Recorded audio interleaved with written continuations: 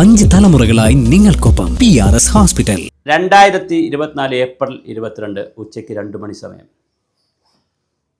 ഭാരതത്തിലെയും പാകിസ്ഥാനിലെയും 170-180 കോടി വരുന്ന ജനങ്ങൾ യാതൊന്നും പ്രതീക്ഷിക്കാതെ സമാധാനപരമായി ജീവിക്കുകയായിരുന്നു.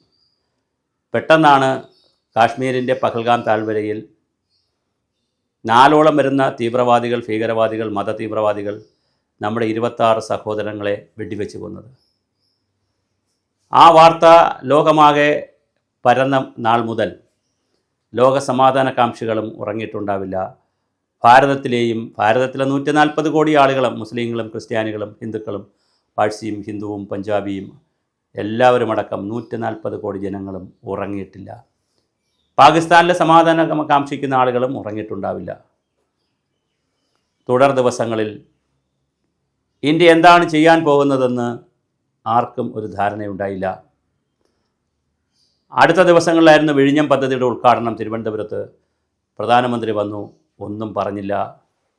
ബീഹാർ സമ്മേളനത്തിലേക്ക് പ്രധാനമന്ത്രി പോയി, തെരഞ്ഞെടുപ്പ് പ്രചരണത്തിന് പോയി, ഒന്നും പറഞ്ഞില്ല. എല്ലാവരും പ്രധാനമന്ത്രിയെയും BJPയെയും കുറ്റം പറഞ്ഞു. ദിവസങ്ങൾ കടന്നുപോയി. ഭാരതീയർ അരക്ഷിതരാണോ എന്നൊരു തോന്നലുണ്ടായി. എപ്പോഴാണിത് തിരിച്ചടിക്കുക?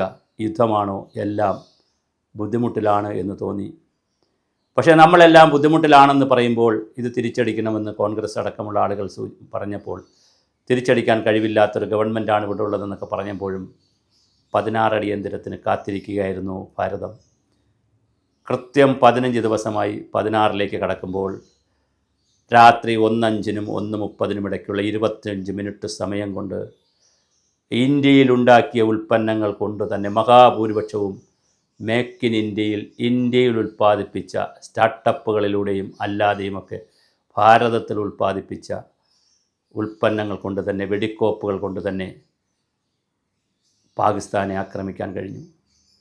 തുടർന്നവർ ആ 25 മിനിറ്റ് നേരം പാകിസ്ഥാനിലെയും ഇന്ത്യയിലെയും 170-180 കോടി വരുന്ന ജനങ്ങൾ സുഖമായി ഉറങ്ങുകയായിരുന്നു.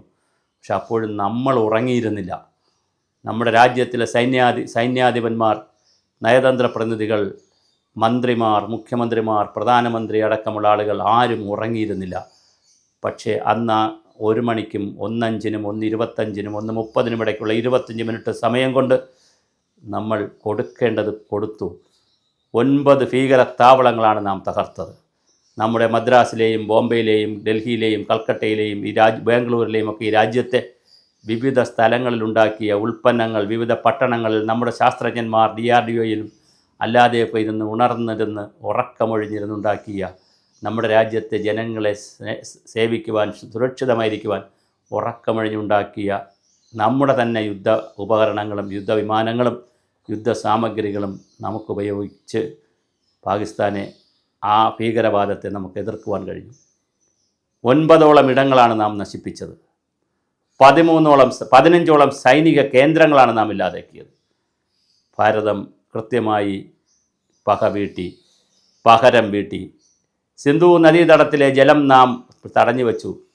ഒരുപാട് തടസ്സങ്ങൾ നാം പാകിസ്ഥാന് സൃഷ്ടിച്ചു.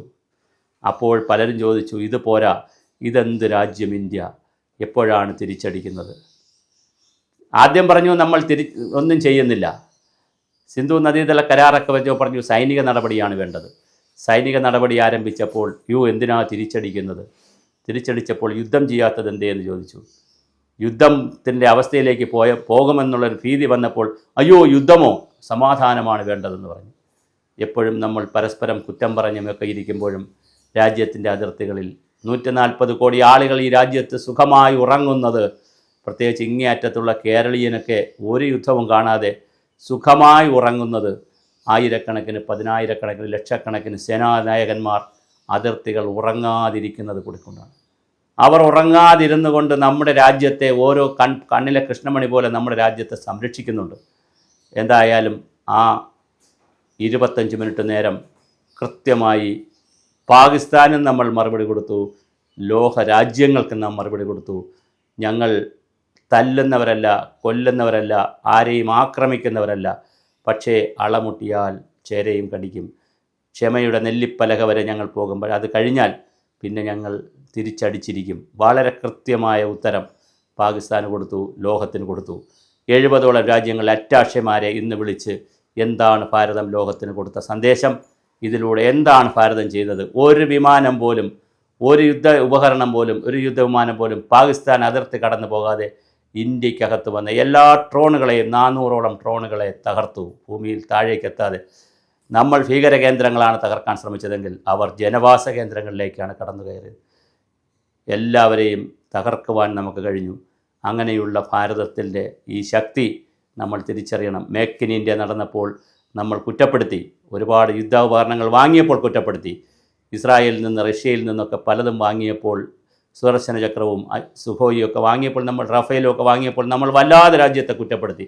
അതിൽ അഴിമതി ഉണ്ടെന്നൊക്കെ പറഞ്ഞു. പക്ഷേ നമ്മുടെ രാജ്യം സുഖമായി ഉറങ്ങുന്നത് ഒരുപാട് പേരുടെ ഉറക്കമില്ലായ്മയാണെന്ന് നാം തിരിച്ചറിയണം.